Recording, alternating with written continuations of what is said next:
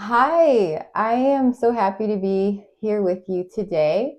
A little sooner than I thought I would be, but I've just been so inspired and excited to share my Make Nine with you. I mentioned it in my last episode that I had some sweater plans, and I thought, what better way to share those with you than sharing a Make Nine? So, this is the sweater I was telling you about last time. This is the sweater that I knit in the fall. I stopped all my summer knitting to finish this so I could wear it this winter. I knit this in in Lion Brand's Fisherman's Wool. Can't remember the colorway. They only have a few colorways for that. So I think if you just look for the cream speckled one, you'll see which one it is. And I also knit this with some mohair from Drops Kid Silk White mohair. I don't know if it's called white or snow, something like that. And I wasn't sure how that creamy colorway from Lion Brand and the white would come together, but it looks really nice. And I'll try to hold that up. You can kind of see. Maybe I can even stand and you can get a close look at it. So I know you can't see me, my face when I stand up, but I did want to show you what I meant with how cropped this is. Now these leggings actually are high waist leggings. So it works, right? And you could imagine that it works with a dress. But for like my jeans and things like that, it doesn't work as well. I do really like it. I hope in this lighting you can get a sense of like the how well the stockinette and all that blocked. It looks really good. I get a lot of compliments on this. And again, this is the Franken sweater designed by Taylor Earl. I don't know. I said again, but actually I'm referring back to that episode that I did not I did not publish. So what I'll tell you is this is Taylor Earl's Franken sweater. She knit her own Franken sweater, which she called it that because she was taking the favorite her favorite elements from other sweaters that she knit, and she put it all into one design. So it was kind of like her perfect sweater. And I think originally she wasn't going to publish it as a design. And then I think her followers, I don't know, convinced her to do it. And she did. And so like I said on my last episode, I think that I just love her style and aesthetic. So I was excited to do this because, you can knit a standard sweater, but it might not have that thing about it that makes it special. And the little details, how she does her raglans, short row shaping, the slight balloon aspect to the sleeves.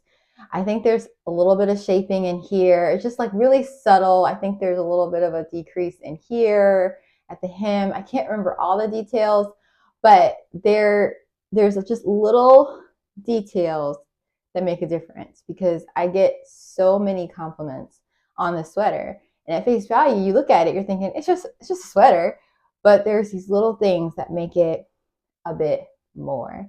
So I really like it, and that's why I'm thinking like would it be worthwhile to add length to it so that I love it?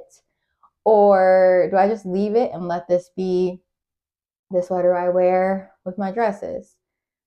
I don't know. I mean, I'm thinking that I'm going to be knitting quite a few sweaters over the next few years. And so I think there's room to let this just be what it is and then learn from this experience and knit other sweaters longer. And those can be the sweaters that are like for when I'm wearing jeans. Because honestly, if this were a sweater that I could wear with jeans, I would probably wear it all the time. But because I don't, it still kind of has this specialness to it. So it's definitely, Maryland winters are more mild, so it's definitely kept me warm on those colder days. And so I really appreciate that since we do some of our homeschooling outside with other families.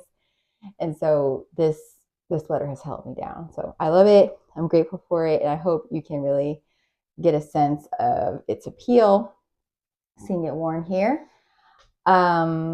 Let's see. Oh, just in case you don't know, Lion Brand Fisherman's Wool is an Aran weight yarn, worsted or Aran, and then with the mohair, it's still in that realm of weight. All right, so I want to get into this. I'm trying to see, do I still have my mic working? Okay. I also want to acknowledge that this is not a great mic. When I bought this a year and a half ago, maybe even less than a year. No, yeah, I actually did look back to see when did I start that podcast, and it was actually the summer before last. So somewhere in there, I bought this, and I just got what I could afford, and so that is the quality that it is. I tried recording without it, and you really can't hear me. And so I think because it's an older phone, and this phone, it's a Pixel, is known for like good pictures, I don't think it's known for good mics. So I think newer phones, there are people who can just record and they're fine, but I need something so that you can hear me, even if the quality of that hearing that you're experiencing is not great.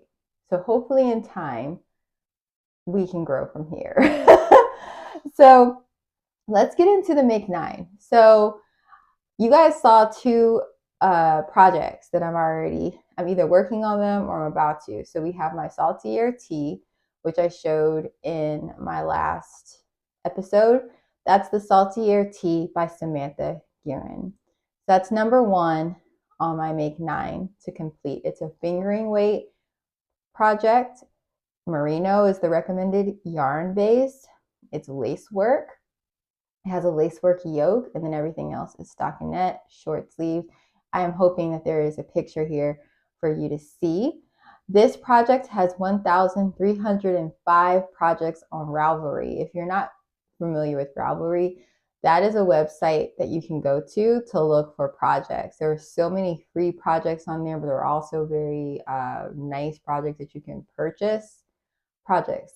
I mean patterns. There are patterns. If you're looking to knit a sweater or a scarf or a blanket, you can find so many options on Ravelry. It's also a cool place to organize the notes from your own projects. So I pretty much record every project that I have on Ravelry, and that's a great place to see the details. And so in the description, I will have a link to my projects and or a link to my show notes, which always live on my blog.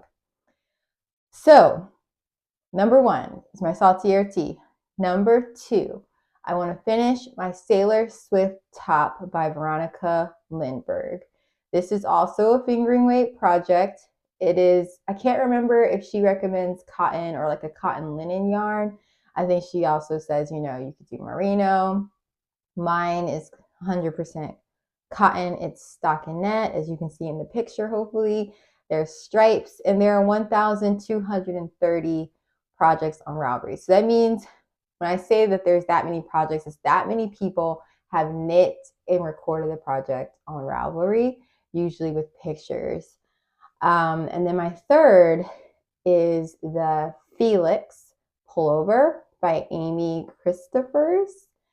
And this is a sweater I learned about from Taylor Earl, and it is an Aran weight raglan sweater. It has a really cute motif going along the raglan increases, and I believe, yes, the pattern calls for a worsted weight yarn and a mohair. And the way people write about this project is that, like in their project notes, is that this project flies off the needles. And people love it because the way the mohair works with the worsted yarn, kind of like with the project, this one right here, is that it kind of fills it in and brings it together, which is really great for a new knitter because that means your mistakes can kind of be covered up. And I think the designer writes about this in the notes for the pattern. She just says the way that the mohair, I think she might have even used the word blooms, which I love because I love coffee. And so I imagine this nice bloom. It just makes the sweater come together beautifully. Now, unfortunately, I had to make a compromise. I really wanted to get a Swift in Yarn Winder. And so I returned the yarn. Actually, no, this is incorrect. There's another sweater that I'm going to mention later that I had bought yarn for. I decided to return that yarn so that I could get a Yarn Swift and Winder with some other monies that I had. And so what I decided to do to compromise for that is to buy some acrylic yarn in order to knit that sweater and this Felix. I do love the color.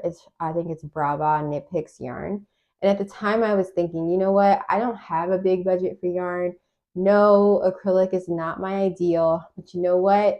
A girl's got to do what she has to do. I love knitting. I want to keep knitting sweaters.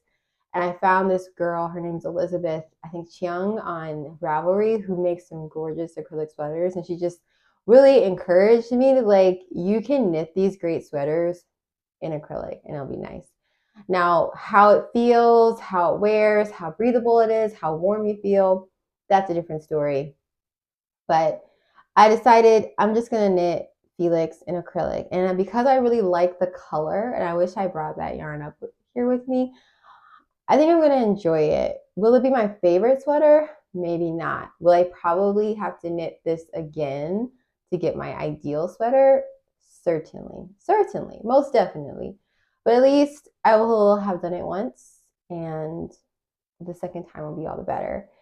I think I learned from this that I don't think I want to compromise. I think the compromise is learning to wait and save to get what you really want. But that's neither here nor there. We are where we are, whatever. So my Felix, now listen to this. This project, the Felix Pullover, has 6,311 projects on Ravelry. This tells you that this is a beloved project. And so I think I'm really going to enjoy knitting it. All right, number 4 is my field sweater. I say my field sweater. The Field Sweater by Camilla Vad. This is a sweater that I have been wanting to knit forever. When I was on Instagram, if you followed me on there, if you're a friend of mine and you're watching this, you know this sweater because I shared this sweater all the time. If anyone posted a picture of this sweater, like maybe they just knit it or maybe they're resharing someone else's, I had to share it in my stories because I just was like, oh my gosh, it's so beautiful. I love it. My favorite motif is like leaves and like things related to nature. And I love it. This is a grain texture motif. I like it a lot. So I like it so much that even though I've heard this maybe criticism, complaint that this designer isn't like very helpful when you reach out to her for help, I decided I'm still going to go for it because enough people have knit this and written about it or recorded videos about it that I think I can get the help I need even if she's not available. This project has 2,908. This pattern, I'm going to keep doing that. I'm sorry. This pattern has 2,908 projects on Ravelry.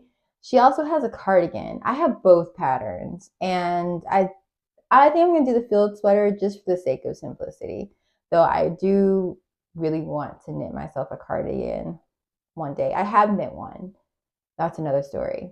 But I would like to knit one that is wearable, like is not huge and chunky and like I can wear it more often in those situations where you feel like you need a cardigan. So yeah, field sweater, textured yoke, the rest of it's stockinette, beautiful. It's a DK weight project. You're supposed to have a fingering weight paired with a mohair. I've opted to just do a DK. And again, this is more for price budget. It was really hard to settle on what yarn to do. I do feel like I still compromise. I went with a pink, something in the pink family, but it's kind of a, I don't want to say neutral. It's not as warm of a pink as I would like. I have acrylic yarn that this is the one that I compromised with as well. And in the end, I decided this sweater is not going to look good with acrylic. Like, what am I doing? Like, yes, it would be nice to say, okay, this is a harder pattern, so let me just practice with acrylic. But I just think in the end, I'm not going to want to wear this. And so I decided to just go ahead. I think I had gotten a refund for something, and I decided to treat myself to some dropped charisma. and I'm gonna just knit it in that. And it still is like a trial run because again, it's not necessarily like when I saw the projects that I shared, those were all ideal colorways, ideal yarn combinations or whatever. And this one is not quite there, but I'm hoping that it will surprise me. I may regret it, especially since it might take so much of my time. It almost seems like again the lesson is just wait, Laura. Why are you in such a rush, right? Like I have so much yarn and projects that I can work on while I'm waiting for the funds or even just the opportunity. Or maybe I haven't even seen the perfect yarn yet. Maybe I just have to hold off, but you know, it is what it is. So number 4 was the field sweater. Number 5 is the Colorwork Cuff Club pattern for August, the second one. Now I've already knit the first one for August, and these are quite used. They're not blocked. I've worn these. I washed them. I put them in the dryer because I can. and so they look like that. But these are my first one. I love them so much. What is stuck in here? And again, I get a lot of compliments on these. I actually had a friend's husband reach out to me to knit some for his wife for Christmas, and he paid me for that. So maybe I can put a picture of those in there. So this is the only one I've been able to knit for myself. And the cool thing about the Color Work Cuff Club, these are by Summerly, is that you pay $12 and basically you pay $1 for a color work pattern every month. So $12, 12 patterns. But guess what? It's more than that because some months she gives you a bonus one. So you just get like a plethora of color work designs for your socks. And so because of my sock shop, because of other projects I had going on, I wasn't able to cast on a sock every month. And sometimes I just wish I would just chuck all these things and just do it. But I am hoping to start knitting some this 2025 to knit maybe like 3 or 4. So the first one is the second August one, the bonus August cuff design. And the Colorwork Cuff Club overall has 3,089 projects. And I think this is pretty impressive considering that this pattern, I'm saying pattern, but really it's patterns, came out in August. So I think because of the way this works, every month she's getting more interest, and she publishes her podcast or vlog as she's designing these. And so I think each time she's bringing attention to it, she's getting more people's eyes on the Colorwork Cuff Club. So I think this is going to grow even more. But you knit this with fingering yarn, and it's color work. I am using Finished Knits, which I guess I'll just take the opportunity to do a little plug there for that. I'm an affiliate link with an online shop called Finished Knits. She imports Finnish yarn from Finland to the States. And she did this for herself originally, but then she thought, maybe other people will like this yarn. So it's an affordable yarn, wool. A lot of them are sock yarns, but she does have others. So you can get fingering sock yarn, DK sock yarn, Aran sock yarn. And by sock yarn, I mean, sometimes you hear sock yarn and it just means fingering weight yarn. When I say sock yarn, I mean this is yarn that's made for knitting socks so that it has some type of material to aid in the durability of the sock. So for Lankava, the company she sells, it's polyamide that they put with the wool. So I have really enjoyed using this yarn, and so this is the yarn that I'm using for all of these color work socks. And actually this type of yarn, like usually we think of knitting with like a superwash merino or something, but this woolly yarn is actually really great for color work because it helps everything to come together. It makes your design like really fill out really nicely as it kind of felts a little bit with use and with washing. So I highly recommend trying it, and I will have a link in my description if you would like to try that. I get a little kickback. It helps support my hobby. So thank you for that. So number 5 is the March colorwork cuff, which is basically, there's a picture there. I'm just gonna let you see it. I just love the little flower on there. Again, I just love nature motifs. So I'm really torn about which ones I might do. I could change my mind and do the December one and kind of make that my Christmas sock. But for now, I'm just going to have March there as my placeholder. Last time I was here, I talked about my cherry swirl socks. So that's on my Make 9. I decided to show someone's project here because the image that is there in Ravelry is in fact gray. And I don't think it really shows off how a variegated yarn would look in the socks with this texture. Normally you would think, I'm not going to knit a textured pattern with variegated yarn because it's going to hide the pattern. But in this one, the way it's done, it actually shows off the yarn really well. And I was really hoping that the woman, I can't remember the name of her shop, but she had samples in her shop. And I thought that she had them listed on Ravelry because I wanted to show you the exact example that made me want to buy that yarn and knit these socks. But I couldn't find it, but I hope that this one, I think it kind of gives the vibe. But I can't wait for you to see mine knit up because I think it's going to be like, oh. So, all right. Am I still on? Yes. Okay, let me keep this going. All right, so okay, Cherry Swirl Socks has 169 projects, and this pattern is by Fleece Artist, who makes the yarn as well that I will be using.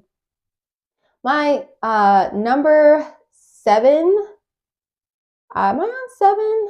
1, 2, 3, 4, 5, 6, 7, 8. I'm on 8. So 8, I don't have a pattern. I just know that I want to knit another pair of socks for my husband, Adam.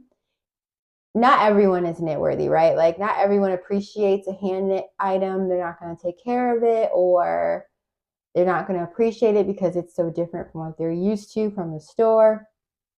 Adam loves everything I knit for him, and he really loves his socks.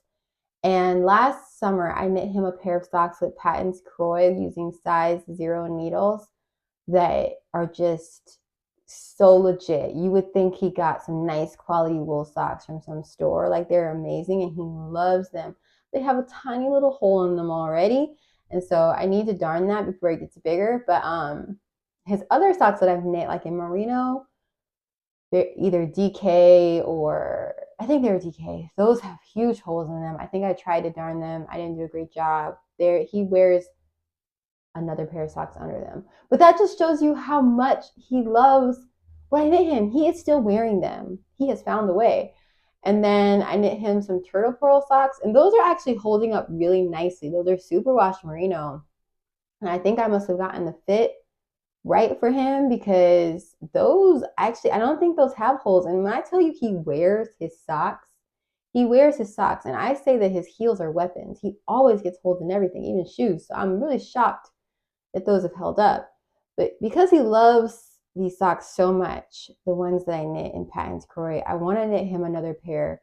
I'm going to use, I believe, because, okay, something I didn't say is my desire is to use mostly my yarn that I already have.